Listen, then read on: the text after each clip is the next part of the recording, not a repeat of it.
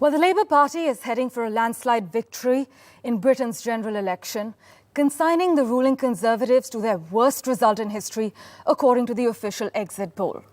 Now, as voting ended across Britain at 10 p.m. local time, the poll projected a stunning Labour majority in the House of Commons of 170 seats, the largest held since Tony Blair's famous win back in 1997.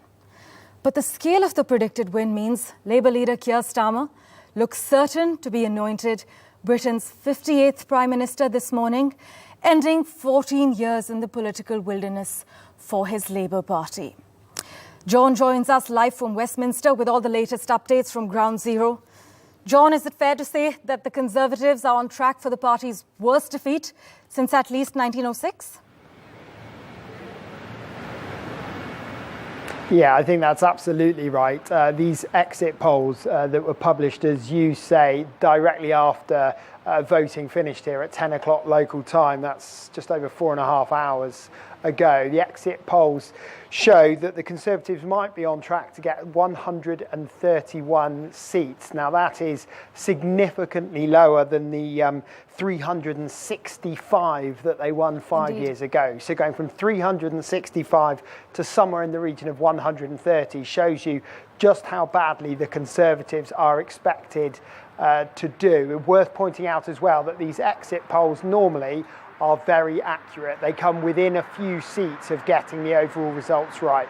So although what we're seeing now is the results being counted in the different constituencies around the UK, we are very much expecting that the makeup of this building behind me, you can just about make it out Parliament through the darkness there. The makeup in there is expected to be a very heavy Labour majority, as you rightly point out, probably their biggest majority since Tony Blair took power back in 1997. John, some Tories are simply relieved that the result was not even worse. Some pre-election polls actually suggested that the party could effectively be wiped from the electoral map. Yeah, that's absolutely right. There were some polls saying that actually the Conservative Party might get somewhere in the region of 70 or 75 seats. So the fact that they are potentially going to get more like 130, well, actually, that is a relief for some. And that seems almost unthinkable, doesn't it? This huge party that have been in power for 14 years have been really struggling just to hold on to that support. And plenty of people I spoke to on polling day said actually they weren't really voting for another party. They were voting against the Conservative Party. It seems like there is plenty of people who blame the Conservatives for the problems in the UK at the moment, whether that is the faltering economy or the high cost of living, or even things like there not being enough houses and that driving up the house prices and meaning people can't afford to buy homes. This huge range of issues. A lot of people say, well, the Conservatives are to blame for that, and they've gone out and they've voted for other people. We've even seen tonight the Reform Party, led by the divisive figure of Nigel Farage. He's probably best known to our viewers as the man really who was one of the driving forces behind Brexit. Well, his party have picked up a lot of votes. Those on the right wing of the Conservative Party, they have voted for reform instead, saying that actually they offer a breath of fresh air when it comes to right-wing politics. So the Conservatives really are struggling all around. And as the results come in, it just seems like time and time again, the Conservatives are losing seats. But John, I have to be honest, this time around, none of my WhatsApp groups have lit up with election snark or even election memes.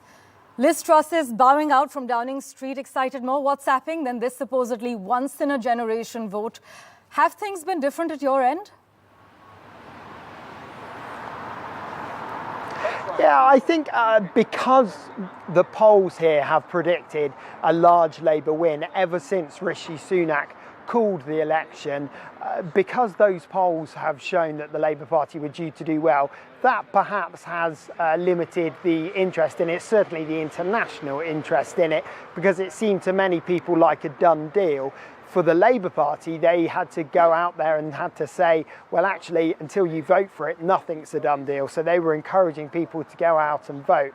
I think actually when in terms of your WhatsApp group lighting up and lots of memes being sent around, probably that was all taking place when Rishi Sunak actually announced the election 6 weeks ago, standing in the pouring rain outside Downing Street.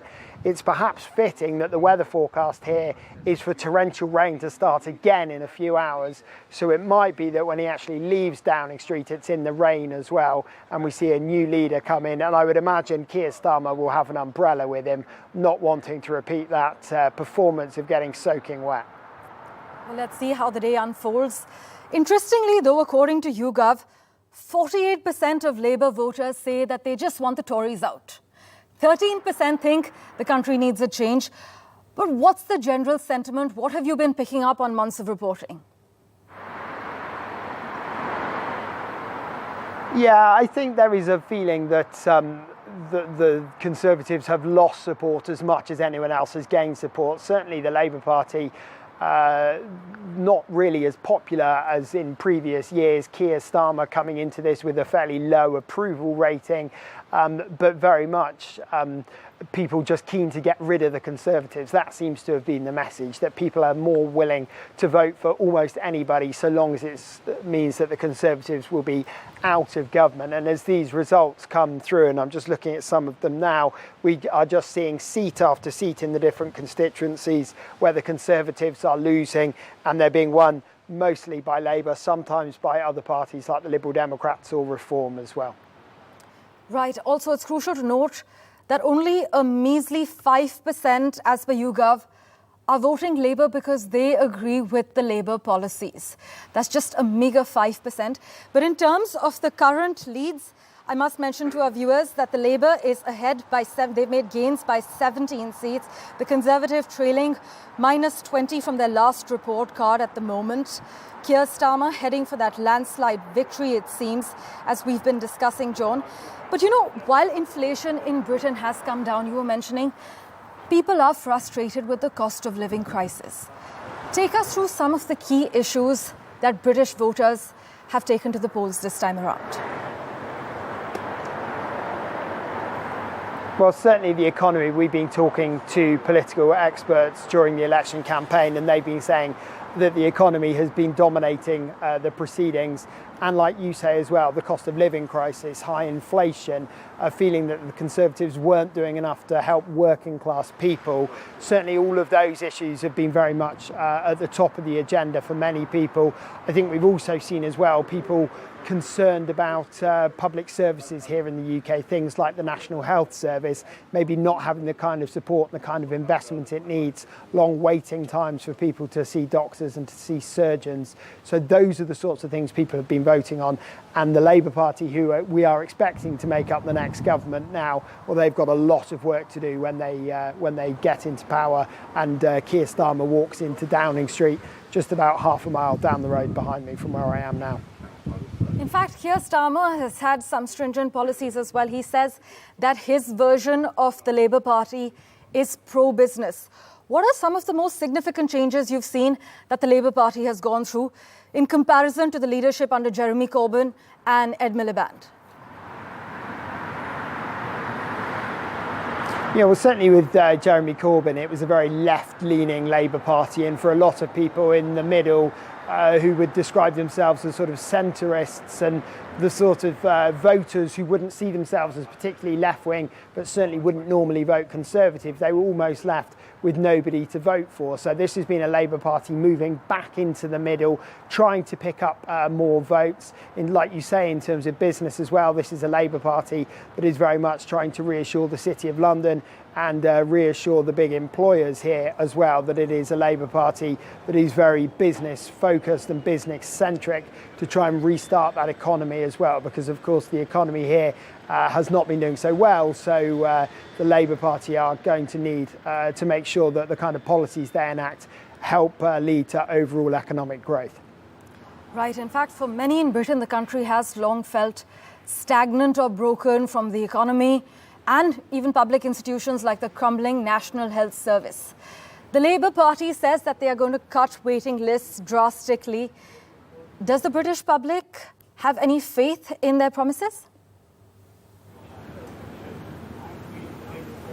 Well, I think the Labour Party would argue, yes, the public has faith, because look at the majority that the Labour Party are on course to get. So certainly, as much as people were voting because the Conservatives were unpopular, you don't win a landslide like this unless some of your policies have gone down well with the public. So certainly I would think the Labour Party are going to argue that people have given them a strong mandate to govern, and that's what we're going to see. Of course, they now need to deliver on what they promised, bring down those waiting lists and help improve the NHS in general. It's certainly a very key issue to a lot of voters here.